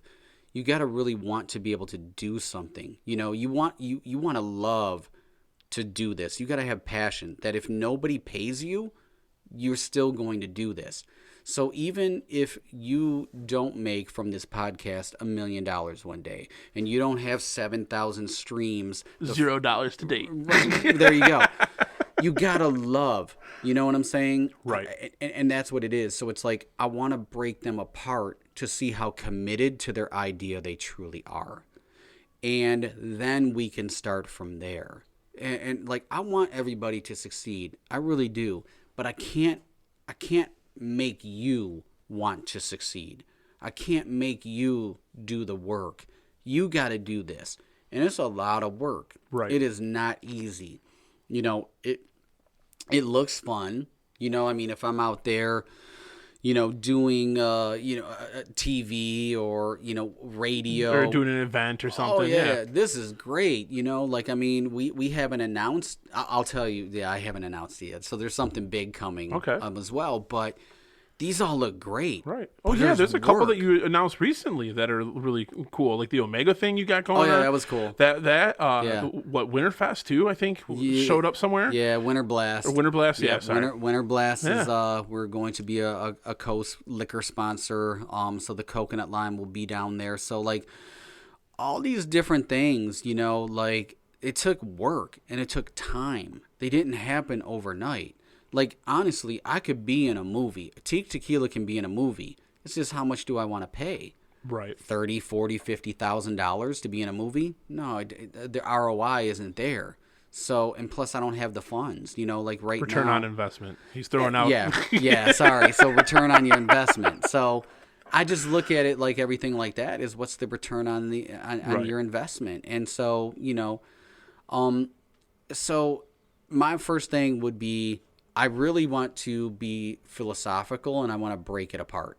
I want to break them down to be able to see how committed they're going to be, because you have to be committed. Right. It's tough. This is not easy to do something that's very unique. By that token too, I don't want to discourage anybody, but I just want to educate them that. And be realistic. Yeah. It's like the realistic, that Kylie Jenner comes out with a makeup and becomes a billionaire. That's not the everyday thing. Right. You're probably not going to come out with a shade of lipstick in your kitchen that is just going to overnight take the world by storm. Yeah, right. That's just not what it is. So as long as you can be realistic and give them some realistic, and then we can talk, so you got to be committed. You have to truthfully be 100% committed and go in not without any expectation. You have to have no expectations. You just have to take it for what it is until you start to gain momentum. You're going to get discouraged constantly. You will constantly get, something's going to happen where it's going to bump you. But it's the same way. So like us running out of coconut lime. The Blanco sold out of the warehouse, and we had a problem with the bottles. Right. And so like all these different things is, I feel it's the universe's way of saying, how committed are you? Right. Are you ready? Just testing you like, yeah, hey. because there's going to be a major problem one day. Right. One day, and how are you going to handle that? So if you can't handle these little things now, right. the fuck are you going to do in the future? So that's how I look at it now. And so it's setting the stage is if I come in and say, why, and they get discouraged, and it's like, well, never mind. You ain't ready for this game. Because this game is tough. Walking into a store and somebody saying, coconut lime will never sell. Okay, why is that? Because the flavored tequilas don't sell. Okay, that's your opinion. Cool. And then 8 months later, you see it on the sell sheet that they ordered your tequila. And it's actually out here. It's a store out here. Okay. And so it cracks me up because it's like, okay, some people are slow learners. I'll take that. Right. But as long as you learn. Do you think today's instant gratification culture, especially with you see, YouTube stars and all these people almost appear to pop up overnight as some kind of celebrity or some kind of star just from, again, doing something goofy on YouTube, stuff like that, has set an unreal expectation or unreal vision of what it takes to be successful as an entrepreneur because it can look like, oh, this person's just making goofy videos. That's not hard to do. I can do that. And so, I mean, does that feel like what a cause of that is? It's just easy to see people appearing to be successful or absolutely or doing something because they followed through with it and then we don't know behind the scenes. So right. We see, Dwayne "The Rock" Johnson being the biggest, highest paid movie star right now, right? But do they know the story when he failed out of football? He had to move back home with his parents, right. At 22, 23 years of age or something like that, going into the NFL. He didn't make it. Right. He had $10 in his pocket or something crazy like that and had to go home. And so this is what we don't see, and we don't know these stories. We don't know behind the scenes that, Billy Joel wanted to commit suicide at one point. And, he was going to drink bleach or furniture polish to kill himself. And I'm pretty sure, as the story goes, he drank furniture polish because he thought it would be less harsh. Well, what happened is he obviously didn't kill himself, but he ended up farting this lemon scent for about a couple days. Oh my God. Yeah. And it was, it's a true, you can look it up. I think it's probably the only time someone's ever farted and been okay with it. You fart in a room and they're like, lemony fresh. Yeah, lemony. It smells like Pledge. Oh man, what stinks in here? Not Billy Joel's ass. It's definitely not me. And then it was months later, he wrote Piano Man. Right. And there you go. I love that song too. I know song. It's 18 minutes long, but I mean it's such a great song when you listen to the lyrics and just everyone sitting in this bar and the opportunities that they missed and dreaming about the old days and I love that song. But that was his life at that time. He was a piano man and he had a fishbowl and people would tip him to play a song and that's what he was doing to make money.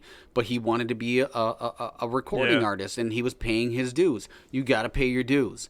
And so he was just frustrated as many of us are and stressed out, all these different things.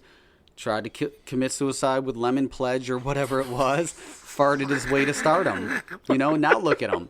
Look at what he's done. Please, no one do not drink furniture polish and try to fart your way to stardom. It's not going to lead to success. Trust me. But the point of it is we can go on and on about these stories. And so, with that, I just hope that people really want it bad enough for all the right reasons and not the wrong reasons. So to become this instant celebrity on YouTube, it fades. Those stars, it's like burning a candle. Yeah. Eventually the candle's going to burn out. So base it on something that is legitimate, like a legitimate product or a legitimate talent, whatever it may be. Because look at even in the NFL. Yeah. Look at in sports, sooner or later, you retire because you're not playing to the caliber that you were. Or you might get hurt. You get hurt or you do something stupid off the field. Yeah. But society sets us up to fail because we're on social media so much that we see somebody who got, So Instagram is changing an algorithm to where you don't see the number of likes. Mm-hmm. They're changing it to where it's like liked by, like JP and others. Right. So that way all the influencers that have this social media, repertoire, it's probably bought anyway, for the most part, yeah, they can't capitalize and monetize that. And then other people don't view their success based on the amount of likes. Right. They view their success on different components. Which is interesting. I had a conversation with another guest, and we talked about, social media's role in advertising and getting your name out there and selling your brand.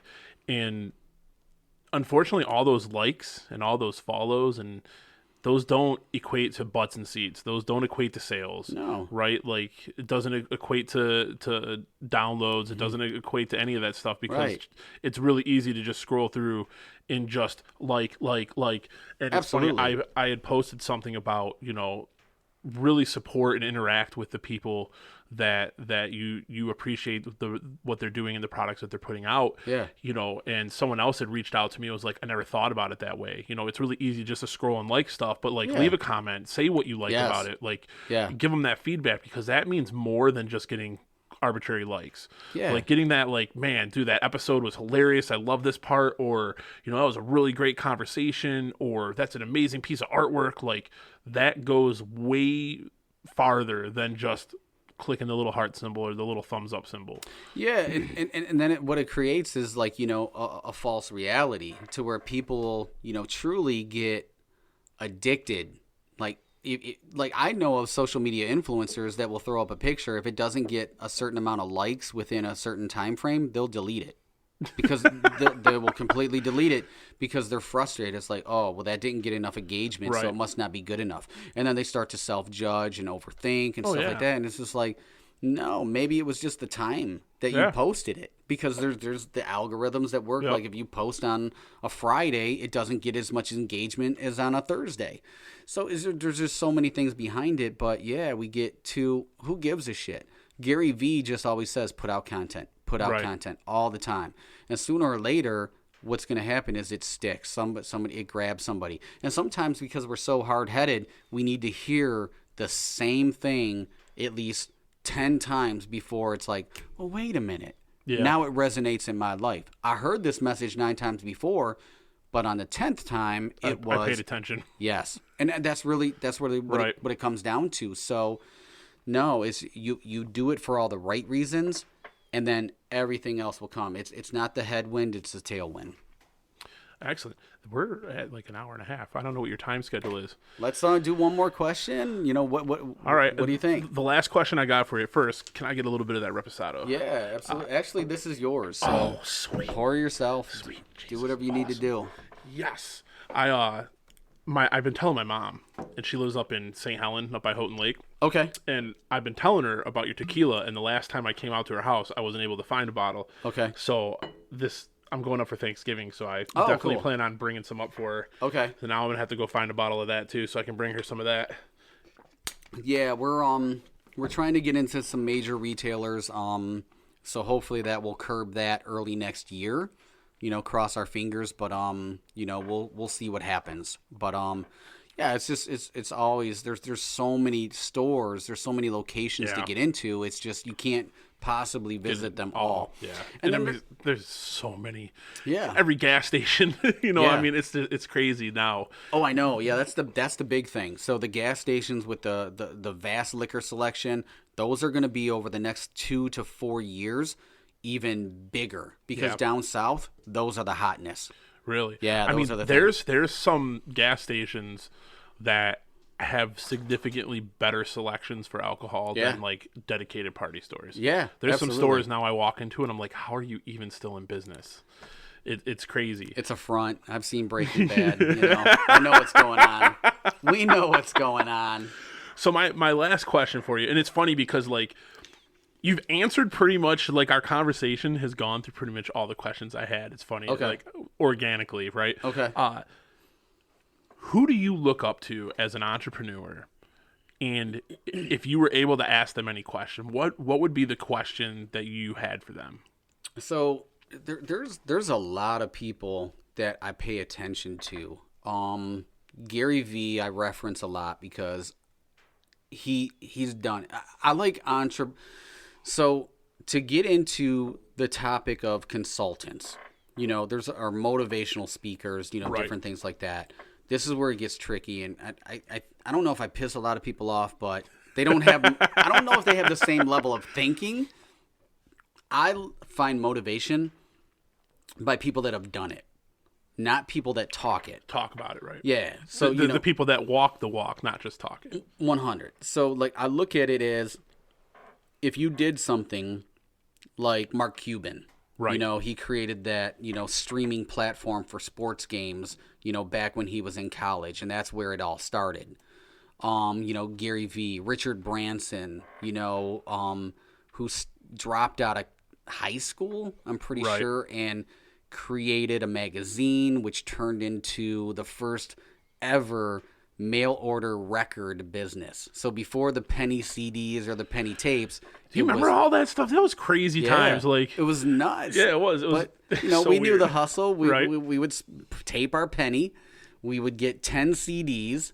We would buy one and then cancel that shit. Like it was fantastic. Or not even buy. Because then it was one. like $15.99 a month or something after Yeah, that, right? like fuck this. And then they would send you CDs that Yeah. if you didn't cancel, Oh, they'd, yeah. they'd send you ones Yeah. and charge you for them. Yeah, then you get like Bon Jovi's, not so slippery when wet. I don't know, but like, so those are the people that I really admire. Dame Dash is another one because he's very he's very aggressive, and my personal, like, a lot of people don't get it, or maybe some people do, but I'm kind of aggressive in business because you have to fight for yourself. As a small guy, you have to constantly Right. fight for yourself. So those are, the people and that I look up to. And a lot of Marcus Lemonis is another one. I love the Prophet. So a lot of my questions I actually get answered by either watching some of their videos, some of their content. Just paying attention to them. Yeah, I really, when I watch, like, Marcus Lemonis, he has the show called The Prophet, and I watch it, religiously, like DVR it, and I'll end up watching the episode like a couple times, and then I dissect it. Well, they should have did this, they should have been doing this, and it's just like, wow, we are so better structured as a company because of these things. And I've actually reached out to Marcus, as Okay. funny as it is, because I don't give any fucks. Right. So it's like, what's the worst that's going to happen? Exactly. Nothing. Yeah, same thing. Right? Yeah. So, I've reached out to him. Candy Burris, I'm a real big fan of. She was one of the singers in this group called Escape back Yeah. in, Yeah. so I love what she does. She is a businesswoman. I think that is, I love business women because I think it's sexy. I think it's just beautiful. You get a woman who is just, doing shit. Like, I like doers. I want to surround myself with doers. Right. People that take chances and take risks and walk the walk and, don't talk it. So these are the people. I'd love to sit down and just have casual conversation. And like Richard Branson, I know he went through some of the stresses, like he used to have to sell shit just to make ends meet, Right. and, in some aspects I've done that. Like, I've liquidated a lot of my toys that I've had, and stuff like that. Somebody that I would like to sit down with is Humble the Poet. He actually had an episode with Jay Shetty. Jay Shetty is a motivational speaker. I love Jay Shetty. But yeah, like, you watch that episode of Humble the Poet, it's fucking amazing. Like, they're so insightful. It's just there's so much content going on there. It just makes you think in a different way. And so a lot of my questions will be just about life. Right. Like, what did you go through? Did you experience like these lows that I've gone through? I've never wanted to, do harm to myself, but it's like, Right. do I want to give up sometimes? Yeah, there's been times where I'm like, fuck this shit. I'm just going to go get a Right. job at Target and be a manager and make my 40 grand and put into a 401k, hoping that shit pays off so I can retire at 999 years of age, and that's what it is. Or do I want to see this dream out, and it's not being famous, but like, I do get recognized now because I've been on TV. Yeah. I was at a tasting in Clinton Township last weekend, And I just walked in, and they had my table set up, ready to go. And the couple goes, "We've seen you on TV." And I'm like, I don't even have my coat off, and I'm there with the store manager. Right. So it actually looked really good for me. But like, yeah, it was just like she's looking They like were plants. No. yeah, I did. I paid them in tequila, and they came back around and bought like 3 bottles. Awesome. It was crazy, and I'm like, it's happened more often. My business partner Mike, he was picking up some takeout, and the guy behind him goes, "You were on Fox too, something with tequila," and he goes, "Yeah." So it freaks you out. Like it's really weird. Like I was at FedEx, and I was getting some shit printed, and talking to the guy, and he goes, "I know who you are," like kind of like that, almost like a Dr. Evil. And he goes, "I know who you are," and I swear to God, because I don't think like that, I'm like, what the fuck is he talking about? Like, I know who I am. And he goes, Oh man. "You're tequila. I've been hearing so much about it." And I go, "Oh yeah." Like it was weird to me, So it's Right. like That's got to be weird. That's got to be such a very weird. strange, you know. It's very strange, I did a tasting in Royal Oak on Friday, and a woman came in and she goes, "I want the reposado," and I go, "Okay. You want to taste it?" And she goes, "No, I want a bottle." I go, "Okay." And I went and got her a bottle, and I go, "You want to taste it?" And she goes, Yeah, I want to taste now. I'm like, "Okay." She goes, "I just keep seeing you guys on TV, so I need to get a bottle."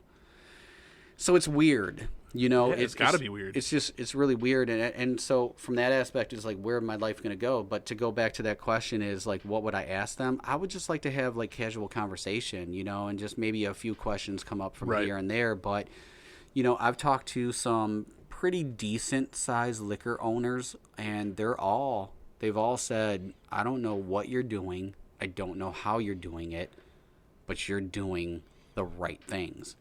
And I don't have any experience, Right. but I have that tenacity. I have the determination. And so that way I'm going to figure out whatever it is to be successful at this. And we're going to keep pushing forward. I'm going to Right. test the boundaries, because I never want to go back to working for somebody. That's the motivation. So the fear of working for somebody, again, has to outweigh the fear of going into a store and somebody seeing you and you feeling some kind of way, like, "Oh, I'm here as a brand rep, Right. selling my tequila."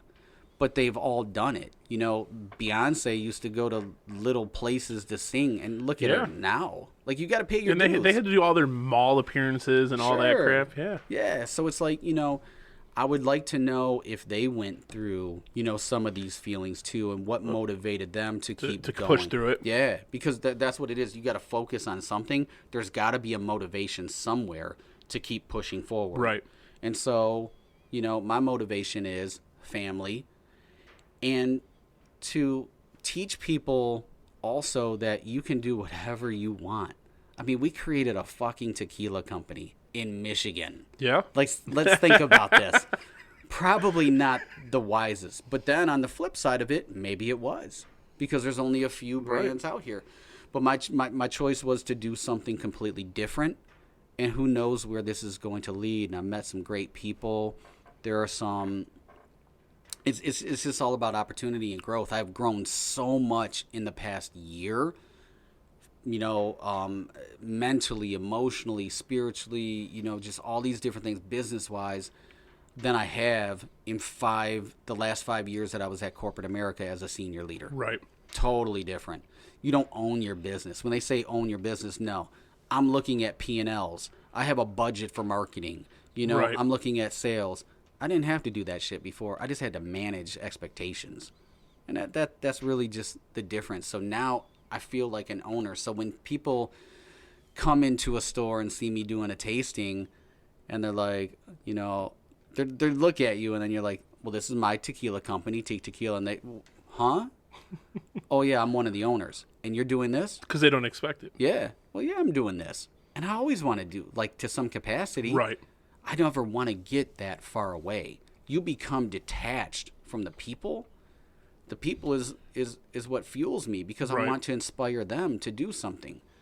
You know, so to go back, and people that I've talked to, you know, who have asked me for some advice, like how do I do this, how to do that, and then they give up on it months later. Well, I feel like I failed because I didn't set you up for success. I didn't give you the right insight. So that's why I would always say, why do you want to do it? Why? Why? Because I want to project the right information. I want to give Right. you the substance. And if you give up, you kind of give up on me. You know, you didn't take my advice for a grain of salt. You know, that's just kind of how I look at it. It's a really twisted way, but it's like, I want everybody to do this. This is what I want. I want Right. everybody, like, ooh, I created a glass. Cool. Get that glass out there, because it's probably the best glass that anybody else has ever imagined. And then when you give up on it, you give up on yourself. And it's like, if you're going to give up on yourself, how can you even be trusted? You know? Yeah.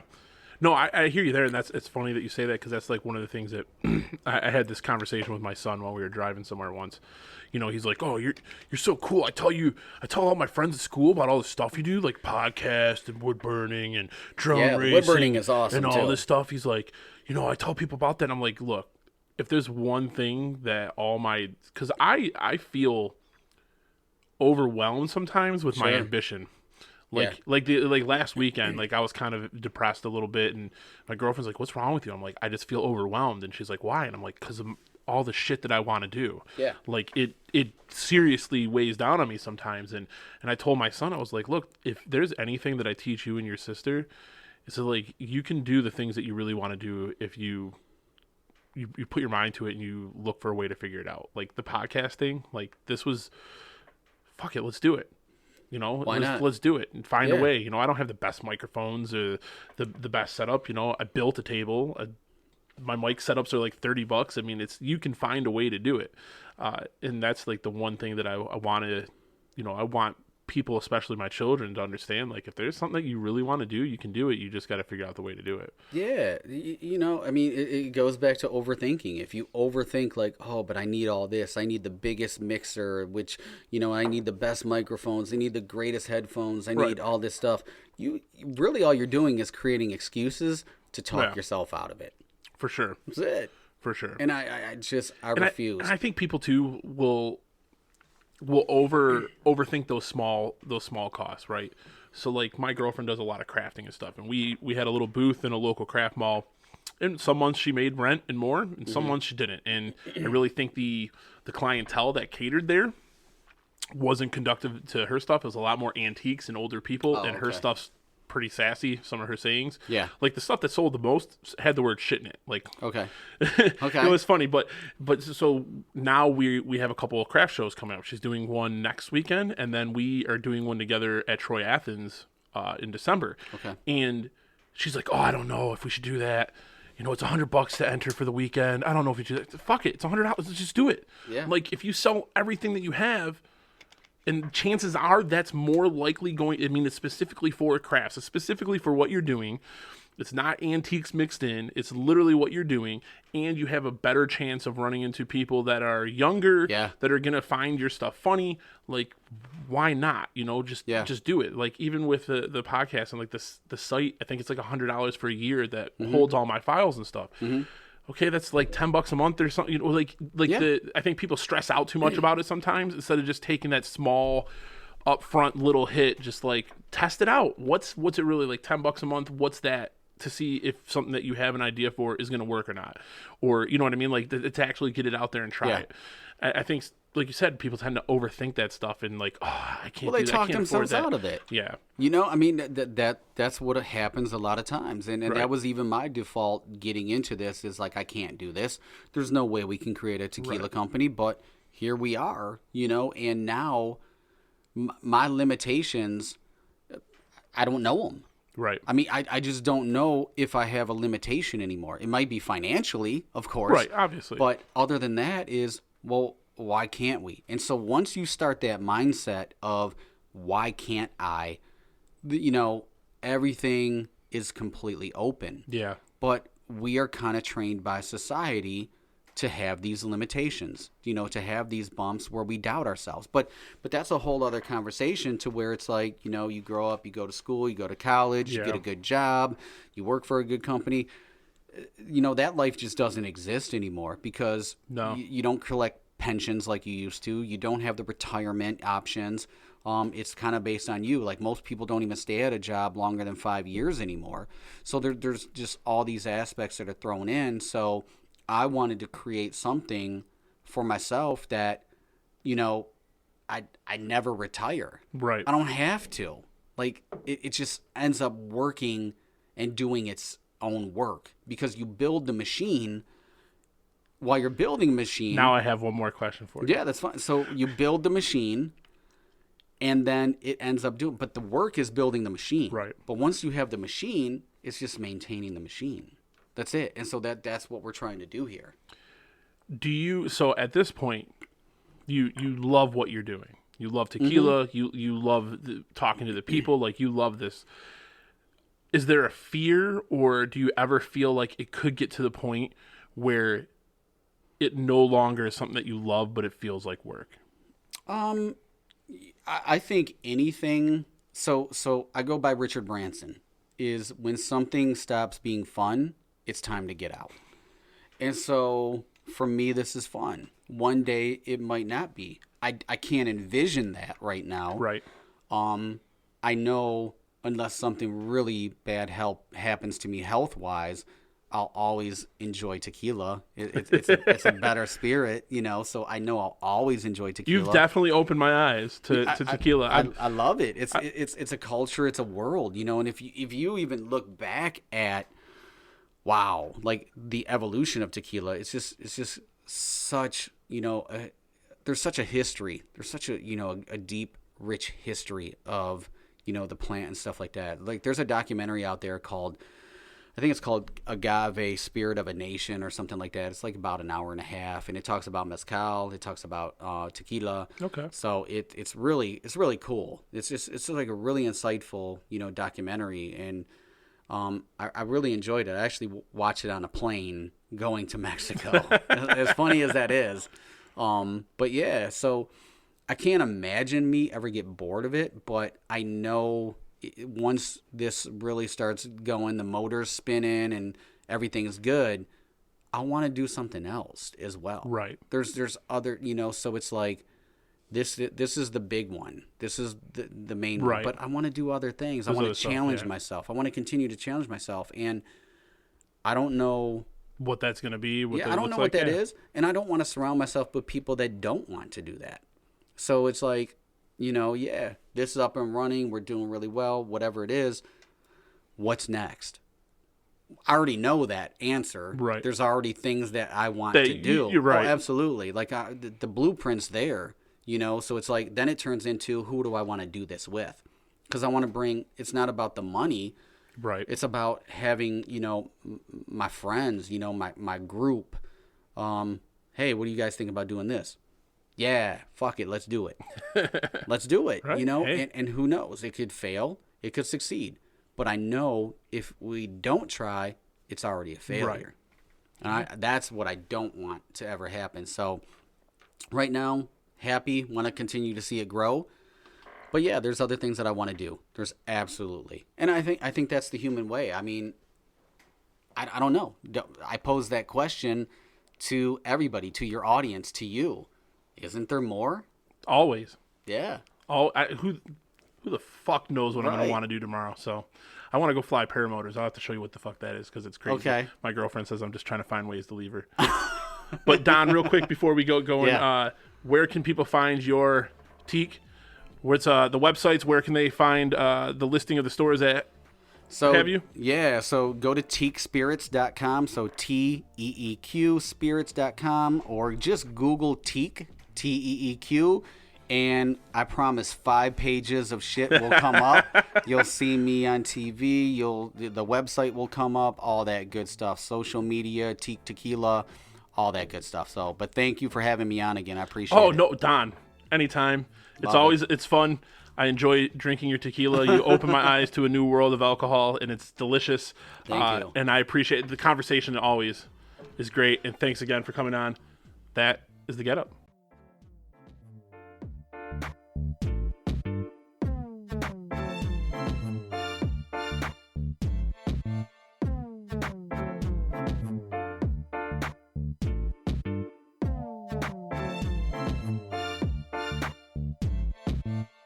Thanks for listening to The Get Up. Make sure to check out thegetupshow.com for more information on this episode's guests. While you're there, check out other episodes, leave a comment, or if you'd like to be a guest on a future episode, shoot an email to contact@thegetupshow.com. Don't forget to follow, like, and share on Facebook at The Get Up Show Podcast. Follow on Instagram and Twitter at The Get Up Show, and subscribe to The Get Up YouTube channel. The Get Up is available on iTunes, Spotify, Stitcher Radio, Google Play Music, YouTube, and anywhere you listen to your favorite podcasts.